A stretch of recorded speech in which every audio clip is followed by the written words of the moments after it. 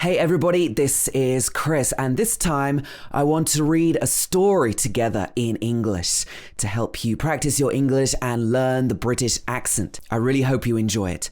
This story is called The Selfish Giant, and it's by the famous Irish playwright and writer Oscar Wilde. All right, let's read it together. Every afternoon, as they were coming from school, the children used to go and play in the giant's garden. It was a large, lovely garden with soft green grass.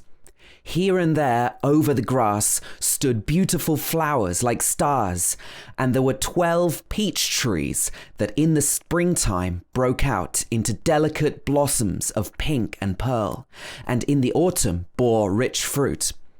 The birds sat on the trees and sang so sweetly that the children used to stop their games in order to listen to them. "How happy we are here," they cried to each other. One day the giant came back. He had been to visit his friend, the Cornish ogre, and had stayed with him for 7 years. After the 7 years were over, he had said all that he had to say, for his conversation was limited, and he determined to return to his own castle. When he arrived, he saw the children playing in the garden. "What are you doing here?" he cried in a very gruff voice, and the children ran away. "My own garden is my own garden," said the giant. "Anyone can understand that, and I will allow nobody to play in it but myself." So he built a high wall all round it and put up a notice board. "Trespassers will be prosecuted." He was a very selfish giant. The poor children had now nowhere to play.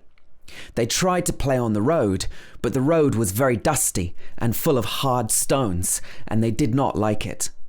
They used to wander round the high wall when their lessons were over and talk about the beautiful garden inside.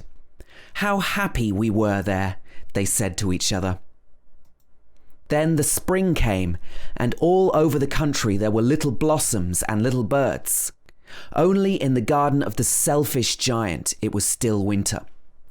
The birds did not care to sing in it, as there were no children, and the trees forgot to blossom.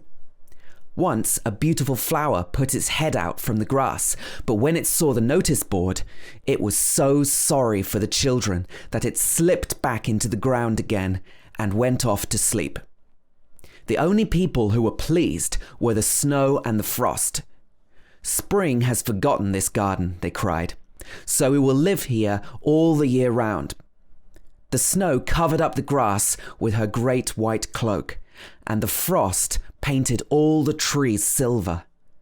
Then they invited the north wind to stay with them, and he came. He was wrapped in furs, and he roared all day about the garden, and blew the chimney pots down. "This is a delightful spot," he said. "We must ask the hail on a visit." So the hail came. Every day for 3 hours he rattled on the roof of the castle till he broke most of the slates, and then he ran round and round the garden as fast as he could go. He was dressed in grey, and his breath was like ice. "I cannot understand why the spring is so late in coming," said the selfish giant, as he sat at the window and looked out at his cold white garden. "I hope there will be a change in the weather." But the spring never came, nor the summer. The autumn gave golden fruit to every garden, but to the giant's garden she gave none. "He is too selfish," she said. So it was always winter there, and the north wind and the hail and the frost and the snow danced about through the trees. One morning the giant was lying awake in bed when he heard some lovely music. It sounded so sweet to his ears that he thought it must be the king's musicians passing by. It was really only a little linnet singing outside his window, but it was so long since he had heard a bird sing in his garden that it seemed to him to be the most beautiful music in the world. Then the hail stopped dancing over his head, and the north wind ceased roaring, and a delicious perfume came to him through the open casement. "I believe the spring has come at last," said the giant, and he jumped out of bed and looked out. What did he see? He saw a most wonderful sight. Through a little hole in the wall, the children had crept in, and they were sitting in the branches of the trees. In every tree that he could see, there was a little child. And the trees were so glad to have the children back again that they had covered themselves with blossoms, and they were waving their arms gently above the children's heads. The birds were flying about and twittering with delight, and the flowers were looking up through the green grass and laughing. It was a lovely scene, only in one corner it was still winter. It was the farthest corner of the garden, and in it was standing a little boy. He was so small that he could not reach up to the branches of the tree, and he was wandering all round it, crying bitterly. The poor tree was still quite covered with frost and snow, and the north wind was blowing and roaring above it. "Climb up, little boy," said the tree, and it bent its branches down as low as it could, but the boy was too tiny. And the giant's heart melted as he looked down. "How selfish I have been," he said. "Now I know why the spring would not come here. I will put that poor little boy on top of the tree, and then I will knock down the wall, and the garden shall be the children's playground for ever and ever." He was really very sorry for what he had done. So he crept downstairs and opened the front door quite softly and went out into the garden. But when the children saw him, they were so frightened that they all ran away, and the garden became winter again. Only the little boy did not run, for his eyes were so full of tears that he did not see the giant coming. And the giant stole up behind him and took him gently into his hand and put him up into the tree. And the tree broke at once into blossom, and the birds came and sang on it, and the little boy stretched out his two arms and flung them round the giant's neck and kissed him. And the other children, when they saw that the giant was not wicked any longer, came running back, and with them came the spring. "It is your garden now, little children," said the giant, and he took a great axe and knocked down the wall. And when the people were going to market at 12 o'clock, they found the giant playing with the children in the most beautiful garden they had ever seen. All day long they played, and in the evening they came to the giant to bid him goodbye. "But where is your little companion?" he said. "The boy I put into the tree. The giant loved him the best because he had kissed him." "We don't know," answered the children.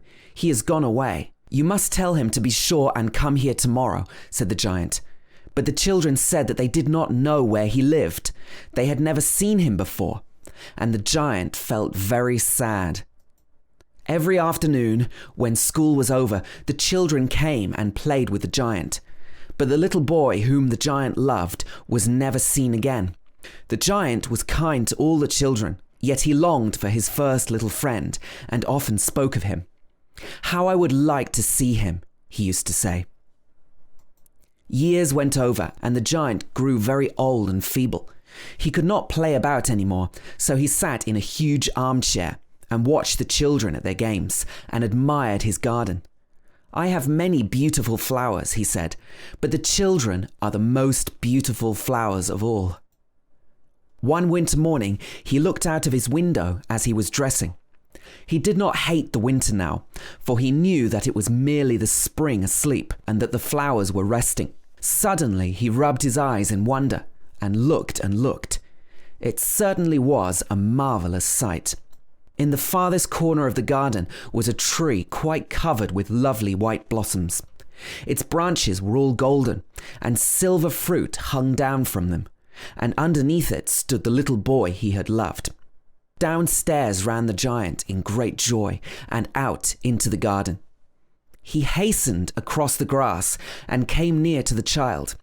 And when he came quite close, his face grew red with anger, and he said, "Who hath dared to wound thee?" For on the palms of the child's hands were the prints of 2 nails, and the prints of 2 nails were on the little feet. "Who hath dared to wound thee?" cried the giant. "Tell me, that I may take my big sword and slay him." "Nay," answered the child, "but these are the wounds of love." "Who art thou?" said the giant, and a strange awe fell on him, and he knelt before the little child. And the child smiled on the giant and said to him, "You let me play once in your garden. Today you shall come with me to my garden, which is paradise." And when the children ran in that afternoon, they found the giant lying dead under the tree, all covered with white blossoms. Okay, so this has been The Selfish Giant by Oscar Wilde. I really hope you enjoyed the story. If you did, please help me to click the like button and also subscribe to my channel for more updates. If you're interested in learning the British accent, don't forget to check out my website and let me know if you would like to see more videos like this. Okay, that's it for this time and see you again soon.